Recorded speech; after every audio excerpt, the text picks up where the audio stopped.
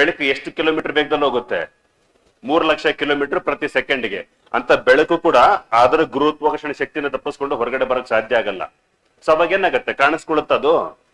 ಇವಾಗ ಗ್ರಹಗಳು ನಮಗೆ ಕಾಣಿಸ್ಕೊಳ್ತಿರೋದೇನು? ಸೂರ್ಯನ ಬೆಳಕು ಬಿದ್ದು ರಿಫ್ಲೆಕ್ಟ್ ಆಗ್ತಿರೋದಕ್ಕೆ, ಹೌದಿಲ್ಲ? ಹಂಗೆ ಬೇರೆ ನಕ್ಷತ್ರದ ಬೆಳಕು ಇದ್ರ ಮೇಲೆ ಬಿದ್ದರೆ ನಮಗೆ ಕಾಣುತ್ತೆ. ಬಟ್ ಇದು ಬೆಳಕನ್ನು ಕೂಡ ಎಸ್ಕೇಪ್ ಆಗೋಕ್ ಬಿಡೋದಿಲ್ಲ, ಅಷ್ಟು ಗ್ರಾವಿಟಿ ಇರುತ್ತೆ. ಸೊ ಹಂಗಾಗಿ ಏನಾಗುತ್ತೆ, ಅದು ಏನೇ ಬಂದ್ರು ಎಲ್ಲ ಪೂರ್ತಿ ನುಂಗಾಕೊಳ್ತಾ ಹೋಗುತ್ತೆ. ಅದಕ್ಕೆ ಬ್ಲಾಕ್ ಹೋಲ್ ಅಂತ ಕರೆಯೋದು. ಹೋಲ್ ಅಂದ್ರೆ ಏನ್ ಹಾಕಿದ್ರು ಮುಚ್ಕೊಳುತ್ತಾನೆ. ಬ್ಲಾಕ್ ಯಾಕೆ? ಅದು ಬೆಳಕನ್ನ ರಿಫ್ಲೆಕ್ಟ್ ಮಾಡಕ್ ಬಿಡ್ತಾ ಇಲ್ಲ. ಅರ್ಥ ಆಯ್ತಾ? ಸೊ ಹಿಂಗಿದ್ದಾಗ ಎಲ್ಲ ನಕ್ಷತ್ರಗಳು ಕಪ್ಪುರಂಧ್ರವಾಗಿ ಬದಲಾಗ್ತಾವ. ಸೊ ಆತರ ಕಪ್ಪುರಂಧ್ರವಾಗಿ ಬದಲಾಗ್ಬೇಕಂದ್ರೆ ಒಂದು ನಕ್ಷತ್ರ ಕನಿಷ್ಠ ನಮ್ಮ ಸೂರ್ಯನಿಗಿಂತ 1.4 ಪಟ್ಟಿಗಿಂತ ದೊಡ್ಡದಾಗಿರ್ಬೇಕು.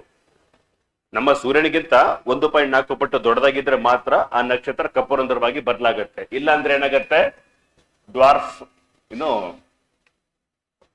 ವೈಟ್ ಡ್ವಾರ್ಫ್ ಅಂತ ಕರಿತೀವಿ, ಶ್ವೇತ ಕುಬ್ಜ ಅಂತ. ಅಂದ್ರೆ ಗಾತ್ರದ್ದು ಸುಮ್ಮನೆ ಪೂರ್ತಿ ಚಿಕ್ಕದಾಗ್ಬಿಟ್ಟು ಏನಾಗತ್ತೆ, ಸುಟ್ಟು ಬೂದಿ ಆಗತ್ತೆ. ಅದ್ ನೋಡಕ್ ಬೆಳ್ಳಕ್ ಕಾಣಿಸ್ಕೊಳುತ್ತಲ್ಲ, ಅದಕ್ಕೆ ವೈಟ್ ಡ್ವಾರ್ಫ್ ಅಂತ ಕರೀತಾರೆ. ಡ್ವಾರ್ಫ್ ಅಂದ್ರೆ ಚಿಕ್ಕದಾಗಿದೆ ಅಂತ ಅರ್ಥ ಅಷ್ಟೇ. ಸೊ ಇದನ್ನ ಶ್ವೇತ ಕುಬ್ಜ ಅಂತ ಕರೆಯೋದು. ಸೊ ಇದೇನು ಮಿನಿಮಮ್ ಲಿಮಿಟ್ ಕೊಡ್ತಾರಲ್ಲ 1.4, ಇದನ್ನೇ ಚಂದ್ರಶೇಖರ್ ಮಿತಿ ಅಂತ ಕರೆದಿತ್ತು.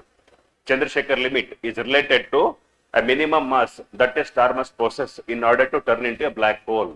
ಒಂದು ನಕ್ಷತ್ರ ಕಪ್ಪುರಂಧ್ರವಾಗಿ ಬದಲಾಗಬೇಕಾದ್ರೆ ನಮ್ಮ ಸೂರ್ಯನಿಗಿಂತ ಕನಿಷ್ಠ 1.4 ಪಟ್ಟು ದೊಡ್ಡದಾಗಿರ್ಬೇಕು. ಅವಾಗ ಮಾತ್ರ ಏನಾಗುತ್ತೆ, ಕಪ್ಪುರಂಧ್ರವಾಗಿ ಬದಲಾಗುತ್ತೆ. ಇಲ್ಲ ಅಂದ್ರೆ ಶ್ವೇತ ಕುಬ್ಜ, ವೈಟ್ ಡ್ವಾರ್ಫ್ ಆಗಿ ಬದಲಾಗುತ್ತೆ.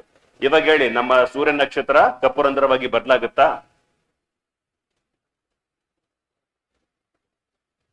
ಆಗುತ್ತೋ ಇಲ್ಲೋ? ಆಗಲ್ಲ. ಯಾಕೆ? ಸೂರ್ಯನಿಗಿಂತ 1.4 ಪಟ್ಟು ದೊಡ್ಡದಾಗಿರ್ಬೇಕು ತಾನೆ, ಹೌದಾ? ಸೊ ಹಂಗಾಗಿ ಏನಾಗುತ್ತೆ, ಸೊ ಎಲ್ಲಾ ನಕ್ಷತ್ರಗಳು ಕಪ್ಪುರಂಧ್ರವಾಗಿ ಬದಲಾಗಲ್ಲ. ಬಟ್ ಎಲ್ಲ ಕಪ್ಪುರಂಧ್ರಗಳು ಒಂದು ಕಾಲದಲ್ಲಿ ನಕ್ಷತ್ರವಾಗಿತ್ತು ತಾನೆ, ಹೌದಾ ಇಲ್ಲೋ? ಕರೆಕ್ಟಾ? ಸೊ ಈ ಸ್ಟೇಟ್ಮೆಂಟ್ ಕರೆಕ್ಟ್ ಆಗಿದೆ.